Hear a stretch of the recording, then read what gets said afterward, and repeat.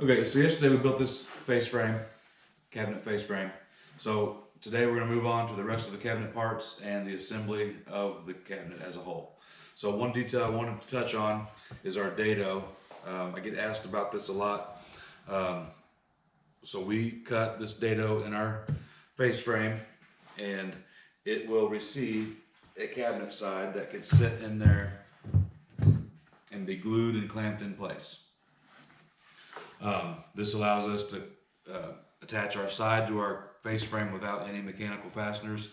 Oftentimes you'll have an exposed side or an open bookshelf. So this is just one process for every different type of cabinet we build, that we don't have to have multiple different processes for how we attach the sides of our cabinet. So we do use a lot of pocket screws in our cabinet construction, but this is one place where we do not.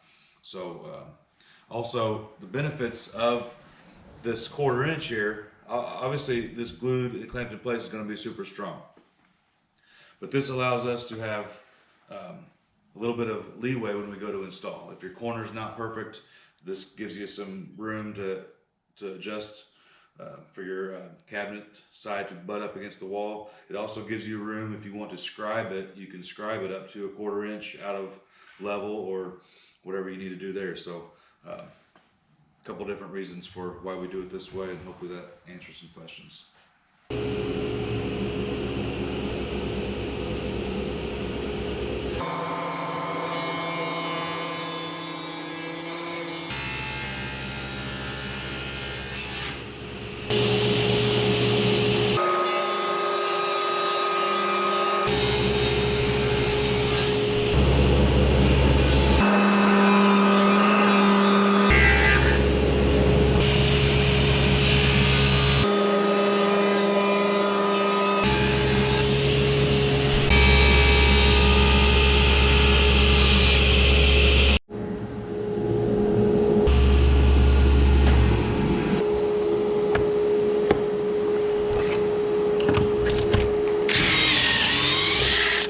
Alright, so here we have all of our panels cut to size and our pocket holes drilled. Alright, so one question I get a lot is if we build our face frame first or our carcass first. I know a lot of guys build their box first. I've always built the face frame first. I feel like the size of your cabinet is the size of the face frame, and then the rest of the box is based off of the face frame. So if you haven't noticed by now, we've already built our face frame, and we're actually going to assemble our carcass to the face frame as we build it. So it's not two separate things. The box never exists until we build it on the face frame.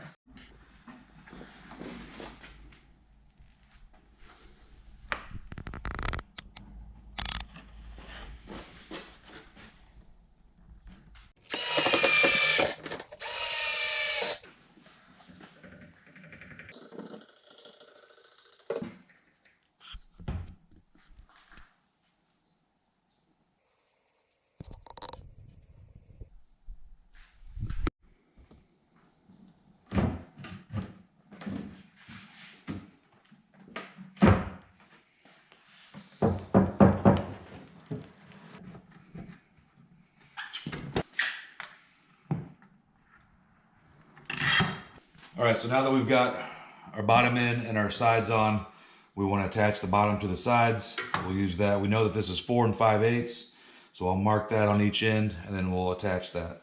So I'm also thinking we might do another video later on detailing some of the math here, but for now I'll just show you the process. All right, so our next piece is this toe kick piece that'll go in here. I like to use these cheater blocks that I made to just sit on here. It kind of acts as an extra set of hands when you're putting these on.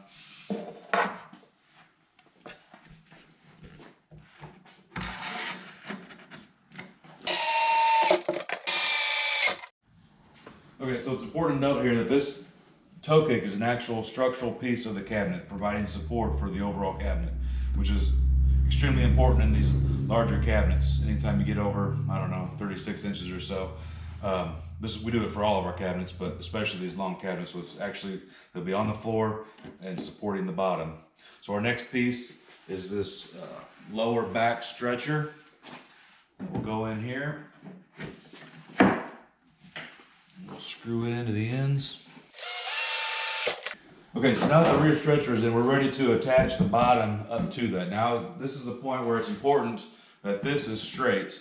This particular cabinet is going to have a couple dividers, so if we don't get this straight, those dividers, it's going to telegraph that bow into our front, and that might be hard to explain at this stage, but we want to make sure this is good and straight, even just for accuracy's sake. So we'll go ahead, go down through here and make some marks, and then we'll screw that top.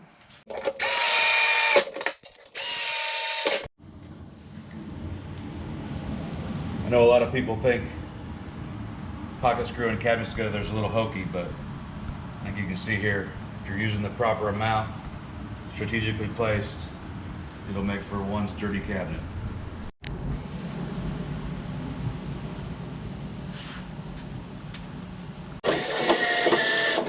Alright, so all our stretchers are in. One thing I wanted to note is when we're cutting all of our parts, we cut all of our stretchers and our bottom at the same time. It comes out of one piece, and it ensures that they're all exactly the same, as opposed to, all these stretchers could have been cut on the miter saw for length, but there could be some slight discrepancies there. So to make sure they're all the same, they all get cut at the same time out of the same sheet of plywood. All right, so as we mentioned, this is a vanity cabinet.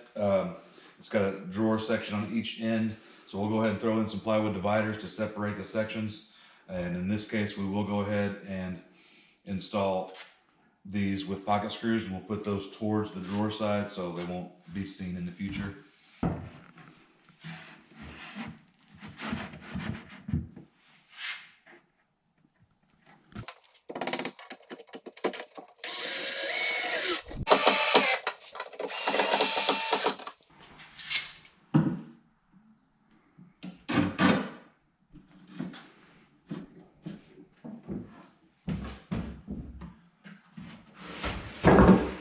Okay, so there's a cabinet. It's our basic process with the addition of some dividers for a larger cabinet here. So feel free to hit me up with any questions you might have or specific aspects that you want a deeper dive on. All right, thanks.